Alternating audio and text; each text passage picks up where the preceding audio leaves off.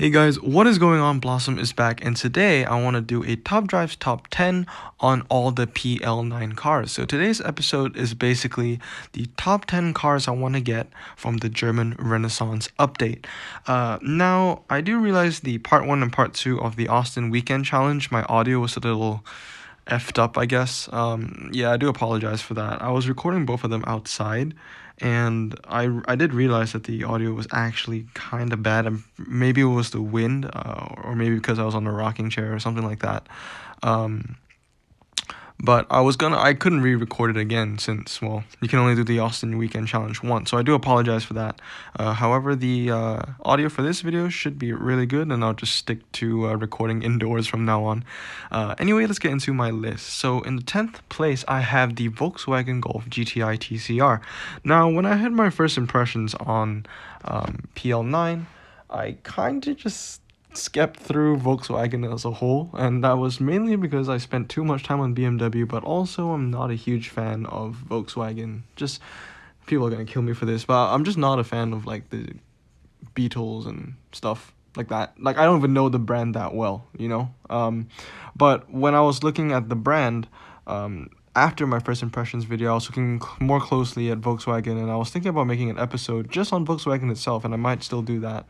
They actually had some really amazing cars. So one car I really fell in love with was the Volkswagen Golf GTI TCR. I think it's an amazing picture. I love the color scheme on the car. Looks really cool. Slick tires, 86 handling. That's the main factor here. Now, what makes this car so good is that when it's maxed out, it goes up to what, 95 handling, 94. One of the closest competitors of this car would probably be the Renault Sport Megane, and that maxed out goes down to 4.90 to 60, I believe, or 4.50 to 60. Either way, this car is faster. It could probably go down to maybe 4.3, 4.2, maybe even less than that, so we'll have to see. Also, pretty nice top speed. So moving on, in 9th place is the BMW M2 Limited. Once again, if you guys don't know what Delimited is, it means it's a car with the limiter taken off. So usually for most German cars, they have a limiter which limits them to getting 155 miles per hour. So Delimited just means it goes above that. So as you can see here, top speed of 168.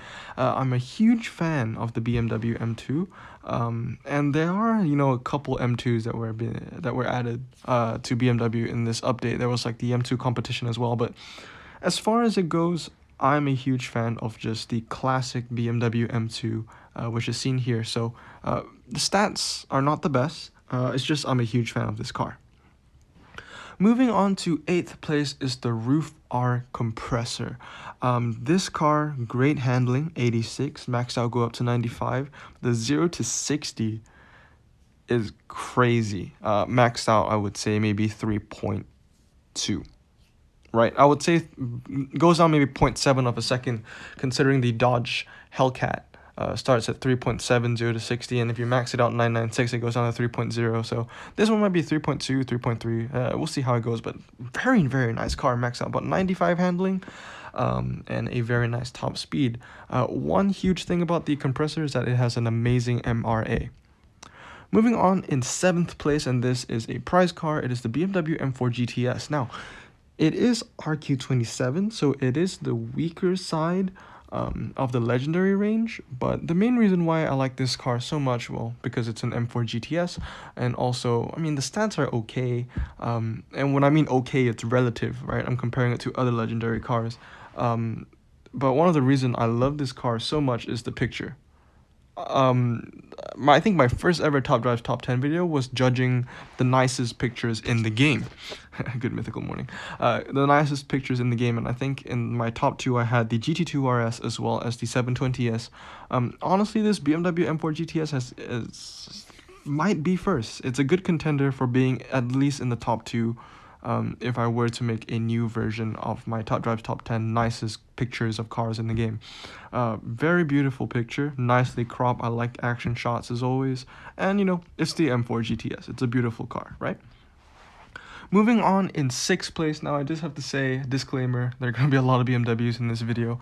The next one is the BMW M850i. I'm just a huge fan of the 8 Series, the Grand Coupes. I think they're so cool. They look amazing. I remember watching an episode of the Grand Tour, and it was honestly one of my favorite episodes. It was James May in the Grand Coupe. It was, I forgot what Hammond was driving, um, but Jeremy was driving a Aston Martin Superleggera, and I kept thinking to myself, the only car I liked more than the Grand Coupe was that Superleggera. So, really, really like this M8. Very, very nice. Four-wheel drive, I think it's low, or I'm not sure what the ground clearance is. 3.50 to 60 is okay, and 155 top speed. I don't know why they did not take off the limiter of this car. Anyway, moving on is the BMW X3 M40, and honestly, I've already lost count. I think this is fifth or fourth, but the BMW X3 M40i, huge fan. This is one of the cars where I think is more, I have a higher chance of getting this car. All I need to do is open BMW carbon fiber packs. I mean, still expensive, but I have a higher chance of getting an epic, much higher chance than getting a legendary. And if I was going to choose an epic to get, I would probably go with the BMW X3, if not, well, another one that you'll see later in the list. Amazing car, four-wheel drive, all-surface tires, and I think I'm kind of stumbling on my words here, but the thing I want to say is I don't have, especially after maybe 2 years of playing top drives, I don't have an epic SUV or all-surface tire car that is actually strong in grip. I guess you can count the CT5 since it just got upgraded and it has 85 handling, but it's RQ23 and it's not the strongest of epics because it used to be a ultra rare, so it used to be the strongest of ultra rares. You get the logic there. But yeah, great looking car, maxed out. I probably guessed 82, 83 handling with a very, very tasty 0 to 60 as well. Moving on is the only epic I want more than the one I just shown, and that is the M3CS. Once again, same reasons as the X3. It's just a lot easier for me to achieve, right? Because it's an epic, it's not a legendary. So this is a car I'm hoping to get. I think we're in the top 3 now, if not the top 2. I think we're in the top 3. So this is third place, I believe. But the BMW M3CS, top speed of 174, 3.7 to 0 to 60, and 88 handling. Very, very good handling there. 88 maxed out would probably go to about 97 grip, I would say. The Corvette Z51, I think, is 88 handling as well. So very nice car, very beautiful picture as well. Moving on, yep, I think we are in second place, and that is the Roof CTR2. In my first impressions video, I talked about how I felt that legendary four-wheel drive cars were overrated, and I felt that the CR2 should at least be RQ29 and not 30. However, I was proved wrong for this car in particular, mainly because it has an amazing MRA.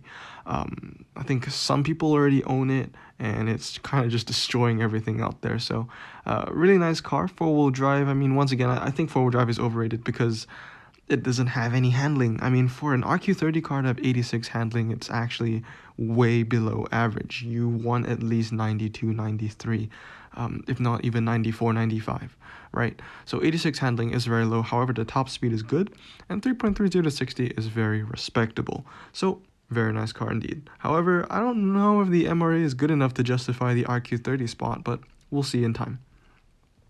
Moving on, well, that was third, so I got my numbers wrong. This is actually second because I know what car is coming in first. The BMW M5 Competition Delimited. This is, yes, the BMW I want the most, and it's not an epic, so it's, you know, the chances of me getting this is very, very slim. Now, let's compare the M5 Competition to the CR2. The CR2 is 3.3 and 86, while the M5 is actually 2.9 and 87. Four-wheel drive as well. And I think it's medium clearance. Please correct me if I'm wrong. Very, very good car. Now, obviously, the roof has much better MRA. I think I remember the M5 Competition has an MRA of like 79, 80. Not very good, but 2.90 to 60 is crazy. It's crazy. It's honestly crazy. 87 handling is obviously on the weaker side as well, but it is stronger than the Roof CR2. So I really, really want this car, and I feel like the RQ30 on this car in particular is justified. Anyway, moving on to the car I want the most from the German Renaissance. No honorable mentions. We're just going straight to first, and that is, can you guess it? the Yellowbird. The Yellowbird is, well, I think a lot of you guys saw this coming. It's just an icon in the automotive industry. 4.0 0 to 60, 84 handling, and a top speed of, goddamn, 213. Yes, I know the stats don't point to greatness, you know. 84 handling is not the best. 4.0 0 to 60 is actually quite strong, but when you compare it to maybe the uh, Charger Hellcat, I think that was what, 3.3 0 to 60. Or maybe even the Challenger, and the Challenger wide body is 3.7, or as we saw with the, I think it was the BMW CS, the one that was actually in my list, I totally forgot, 3.7 as well. So 0 to 60 is not the greatest, but I'm sure this car is amazing to drive, and amazing to have in anybody's garage. Probably has great MRA as well. So yeah, the Yellowbird is indeed a prize car. It's one of 2 prize cars I have in my list, and hopefully I can get it. I feel like the competition for the Yellowbird will be like no other. I mean, honestly, anyone that loves cars would probably want to get this, shark or no shark. So we'll have to see. Anyway, guys, that is my top 10 list of all the German Renaissance cars I want, and I'm just going to give you a quick rundown once again.